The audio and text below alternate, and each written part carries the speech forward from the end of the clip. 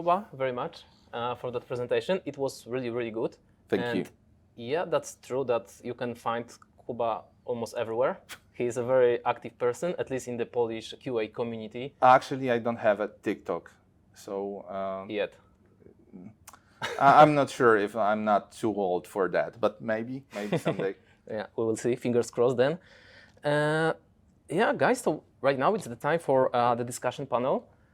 So we just want to use you as much as possible, and we just want to ask you some additional questions, use your experience, and just to understand what is your feeling and what are your thoughts about some topics. Yeah, so I'm very, very happy that you decided to talk about some, let's say, basics in general, because my feeling is that people talk a lot about QA right now. This is very, very hot topic. Everybody wants to have QA people, QA specialists, QA engineers, QA managers. Everybody talks about robust frameworks, very modern tool and things like that, but they forgot about, let's say, I would say basics. So they are, focusing on tools, focusing on frameworks, but forgot about basics. Mm-hmm. And I think that those basics are crucial. Yeah, and I can't agree more. And this is actually something that I think I've spoken twice on Krakua, where I talk about from two different perspectives about lacking basics of QAs and actually all people working in testing, and I can see the same with test automation. Mm-hmm. I mean, it's very common that test automation engineers know a lot about specific tool, but don't know very little about the language they are actually using. So they often ask very basic questions when something is done just a bit differently than in the approach they used before. So yeah, I think I used the term shift left, shift right. So basically, yes, please progress, but don't forget about your basics. So learn new stuff, but also train your basics. Yeah, I fully agree. I always wondering where is company in all of that, because it's cool that everybody wants to grow, that everybody wants to, let's say, attend conferences, learn about new stuff, but let's say the company doesn't need robust framework. They need the, let's say, high quality of the software, and that's it. I mean, it depends, of course, but I would say the robust framework, and it's robust, not robot framework, probably helps. And I mean, it will never do you harm. But again, usually to have this robust framework, you have to put a lot of effort before it's done, right? And if you have people without the basic and without these ground rules of coding, of testing, and so on, I mean, you have chaos done faster. And I mean, yeah, it is like that. Doesn't sound like a good way. Well, I mean, a lot of companies are doing it that way, and still they do produce software. So, yeah, I also really liked your part of the presentation when you said about, let's say, underestimating the test automation. I had very similar experience when a manager approached me and asked, okay, Michael, you started the, let's say, QA journey, you started the first test automation, and tell me how much we will save in the first quarter. And I was like, we won't. Yeah, we won't. And the question was, why? So why do we need this test automation if we won't save money? Yeah, and yeah, I mean, this is it. Again, it depends on the project, but sometimes this time when we're gonna get positive return of investment from test automation is 3 months, and sometimes it's 6 months, and sometimes it's never. And again, this test automation then might be used for doing tests that we couldn't do manually, and it's only investment, never I mean, we won't see the return of that investment in Excel file. I mean, our accountants won't see it, never. But our customers might see it by faster working product, by a product that works on every mobile device that you can think of. And this is this superpower. But it's not so tempting for managers. No, it's not, and especially not for the accountants. Okay. I also really like the part of the presentation when you said that test automation is replacing something that works with something that almost works but is faster and cheaper. It's really great metaphor here. I mean, I haven't figured it out myself. I just heard it. I just don't remember where. That's why it was not quotation. But I think that Bucks and Bolton's idea of testing versus checking covers that very well, because testing, automated testing is checking only or mostly checking, and because of that, this is this almost part. Yeah, we can check a lot, but we are not testing. We're just letting it be checking only. Cool. Okay, let me change the topic a little bit. Is a tester a role or a profession? I know that you had a speech about that, very interesting one, by the way. And I think there's no answer to that. Because, I mean, I think that as long as there's going to be a person who has a job contract saying a tester, it's going to be a job, right?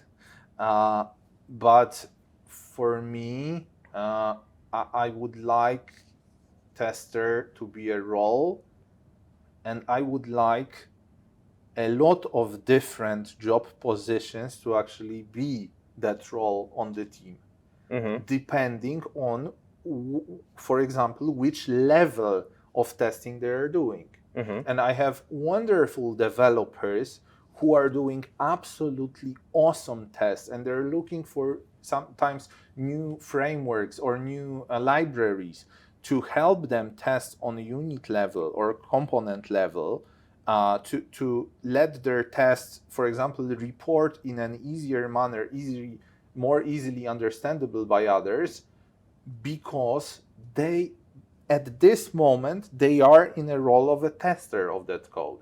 And I think this is absolutely wonderful approach, and I definitely prefer that over strictly divided jobs.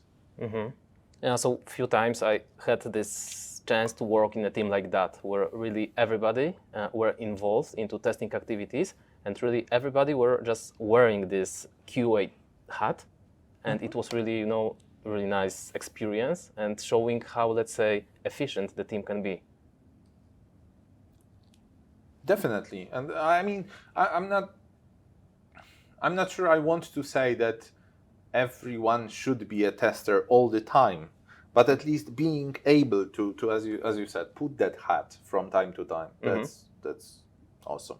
And what would you recommend for team who just want to lift their maturity level, but they don't have, QA maturity level, and they don't have tester or anybody in the tester role? Would you recommend them to hire a tester, or maybe just to assign somebody to that role? Again, it depends, because, let's start with, I'm not sure I'm awesomely greatly agreeing with maturity levels, at least in this formal way as we call them, because, for example, that's a very simple example.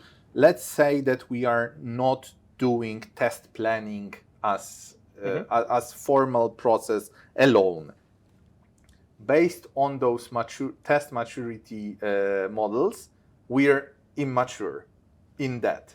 That's true. But if we made that decision based on our experiences, and test planning is actually part of sprint planning, which is added to every, let's say, epic, and we don't have thing as a test plan, then we are mature, for me, because we learned, we change something and we align accordingly to our process. So, but that being said, the worst thing I saw is to get a tester out of a bootcamp and hire someone like that and tell her or him, you know everything about testing, tell us how to test.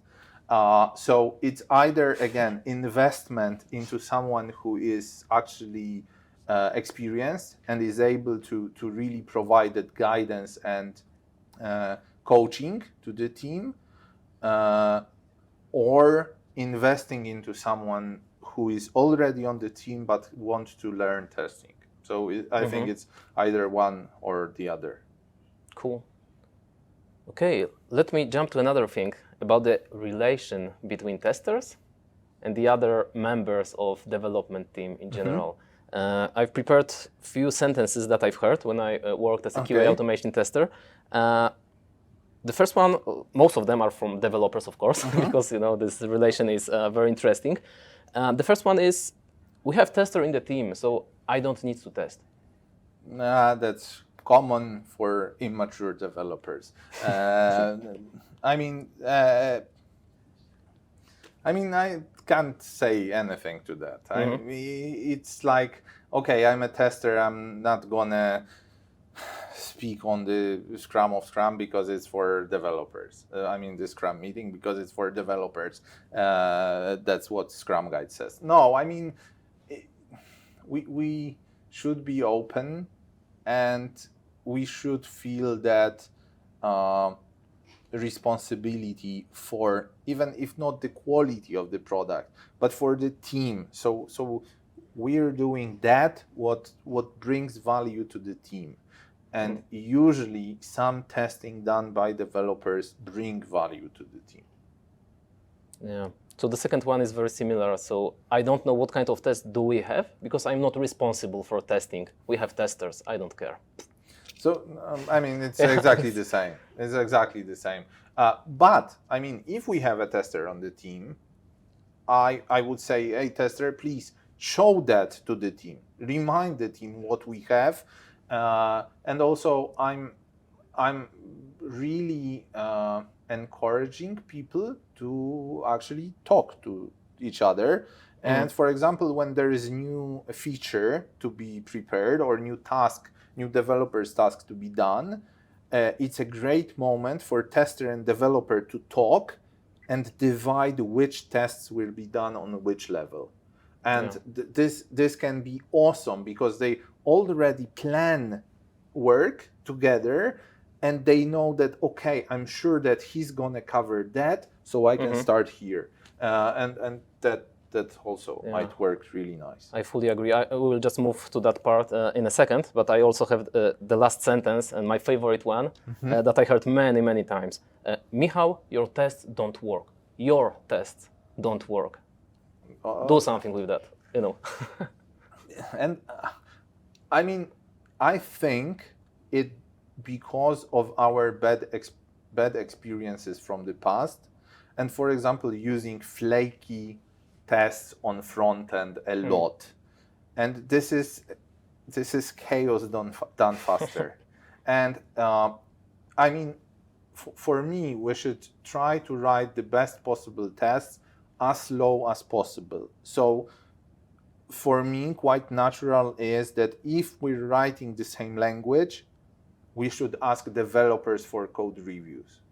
So our code is getting better and better, and based on that, but that's not enough usually, but at least start with that to make our tests less flaky, to give us the least possible number of false negatives. Okay, and how do you understand the difference between, let's say, agile world and waterfall world from testing perspective? Because I feel that those words are completely different, that the agile world give much more, let's say, space, or can give much more space for testers to collaborate, to talk with the team, to really plan something, how to do it together, not just test your part and that's it, but really be, let's say, responsible for many areas. I have to agree. I mean, at least it's easier to get that collaboration in agile world, in agile projects. It is easier, but it doesn't mean it has to be that hard or that impossible in the more classic waterfall approaches. But of course, again, probably there it needs a bit more effort, and this is something that we should consider at the beginning of the project. Okay, so what would you propose to the tester like that who really want to, let's say, understand the members of his team, what he's doing, or to collaborate? I'm kind of afraid that it's not tester only. I mean, the tester should give the initiative or make the initiative, but very often it's the problem of the process, because testers are very late, added to the project late, usually when development is ending, because it's cheaper, because it's man hours less earlier. So we should teach people that really testing early makes the whole project cheaper, usually. And once we do that, tester can think about good testing scenarios and share those with developers and help developers think about corner cases, but also learn from developers how the application is gonna be architecturally designed. So also then align own tests to that. So I think that's something that we can do. Okay, and how we can help people to become better specialists? Because I mean testers here, of course, because from the beginning we are talking about avoiding test automation very often, because maybe it's not needed. So it can be something new for many people, because they were, just the ultimate goal was to be automation tester and that's it. But what about, let's say, people which are manual testers and maybe they don't want to go into automation testing journey? Do you know maybe some courses or maybe some career path, how to, let's say, grow in that career, in this non-technical testing?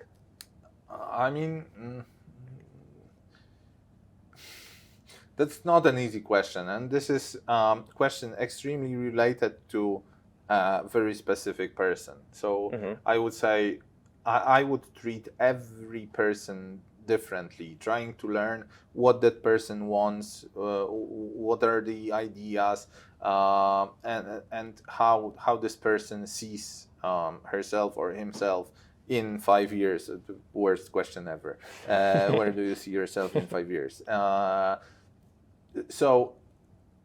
And based on that, maybe ask, don't you think that maybe some, at least parts of the automation skills that would help you? But if not, the worst thing you can do is force someone into automation, right? Someone who completely doesn't want and feel doing that. And what do you think about the ESTQB exam? I know that you're a ESTQB trainer, so you have wide knowledge from that area. But critic on the first place. Yeah, but also I know that right now, let's say this ESTQB path is very long, so we have so many different courses there, and it's very, let's say, interesting for sure for people who are just starting their testing journey, because it will, when they have this in their resume, it's like, okay, you know something.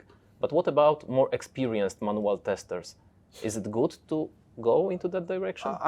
The original core path, the one that has the foundation level and then the advanced level split into 3 parts, the technical test analyst, and test manager. I think this might be interesting for manual testers, because it actually focuses on extending the knowledge from from the foundation into the specific areas. And test analyst is functional testing, technical test analyst is non-functional testing, and a test manager is managerial. So whichever somehow resonates with you, I think you might go into that direction. But please read the syllabi before you go for a training, because you might get a bit surprised with what's there. So please read it. It's easily accessible. Okay, and what about people who want to become test automation specialists? You also talked about different, let's say, level of testing, about testing pyramid in general. And we know that we should start with unit testing, integration testing, and other. But do you think that somebody who wants to become an automation specialist should start with unit testing and integration testing? Or maybe Selenium or Playwright is good enough to start with?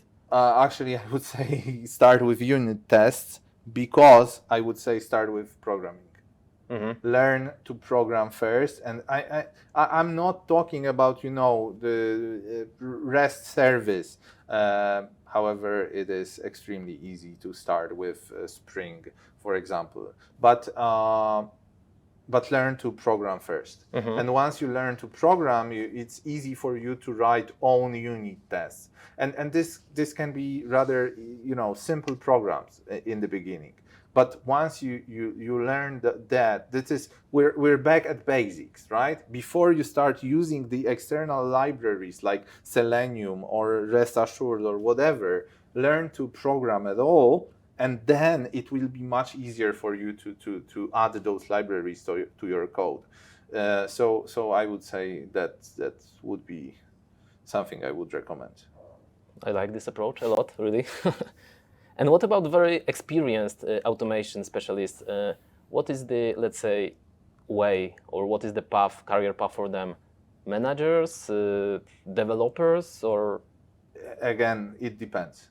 It depends on the person, right? Because there might be a person who feels is more a generalist and likes to know a bit about a lot of different things, and that's me. And I think I'm much better connecting those dots as a manager than I would be as an engineer.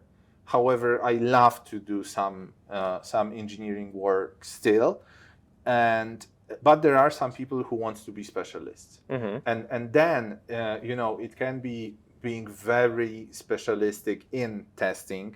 It can be adding very specialistic CI/CD elements to your testing, but it can be switching path to developers. Again, it depends.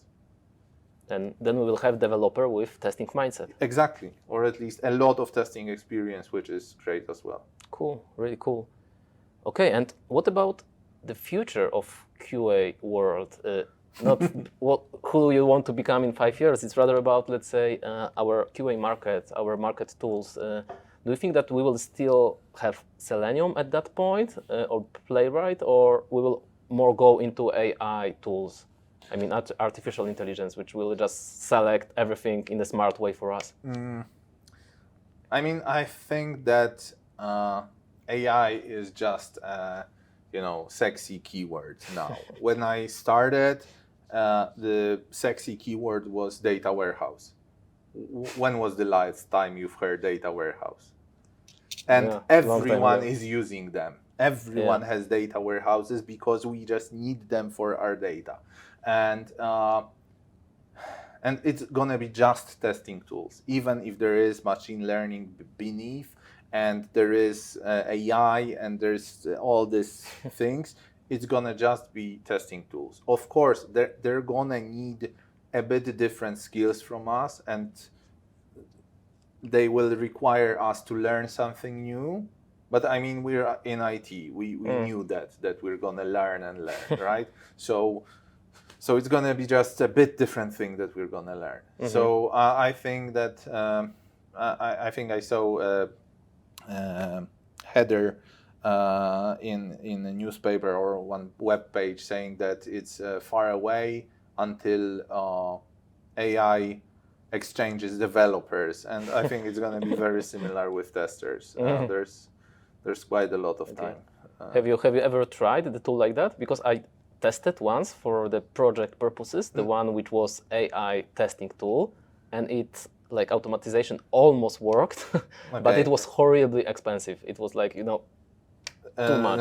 No, I haven't tried. Okay, because I think that the idea is, great. So we don't need. But was that on a graphical interface layer? Yes, it was mainly graphical interface. So I mean, my last few years is on the web service only. So it's APIs. Like 90% of the things are APIs. So I think we are even further away from that. Okay, cool. Okay, Kuba. So I think that it's time to sum up what we learned and what we heard. Maybe you could try just to conclude what we were talking about. Maybe I can start just to make it maybe easier, because I caught few very interesting things. The first one can be that we shouldn't treat test automation as a remedy for all our problems and all our issues. Definitely. Also, I really like the picture that you showed about the teamwork. So it's, let's say, our effort. It's not QA part effort. It's and team effort. It's more than automation. It covers the testing, the whole testing, or even the whole quality assurance part. It's a teamwork. It's a team effort. And I mean, if we're trying to do it ourselves, we most likely gonna fail, or at least we're not gonna do it as well as we could as a team. I would add also maybe one more. Invest into your own skills, and just don't forget about this part. And it's not only about working, it's also about, let's say, growing and be, let's say, in touch and get to know about new things that appearing in the market. Yeah, and I mean, I would even say more. Invest. Be ready to invest. And this is the underestimation of test automation. It's your skill set. It's your team learning to test, and it's you learning to work with different roles. So invest. Cool. So let's stop here with this investment, because I think that's also very, very important. So thank you very much for your talk and for this discussion panel. It was really a pleasure to have you here.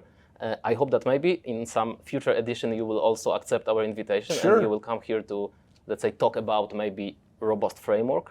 Who knows? We'll see. Sure. Thank you very much. Okay, guys, so we are getting to the end of the first BAC Tech Talk Day. It was really a pleasure to have you here. We are really happy that you were here with us. I hope that you learned some new things. And yeah, I also hope that you will join some our future events. We already plan the Salesforce event, so probably in 1 or 2 months you will get some notification about this event. So stay tuned, stay focused, and see you in the future. Thank you very much. Goodbye.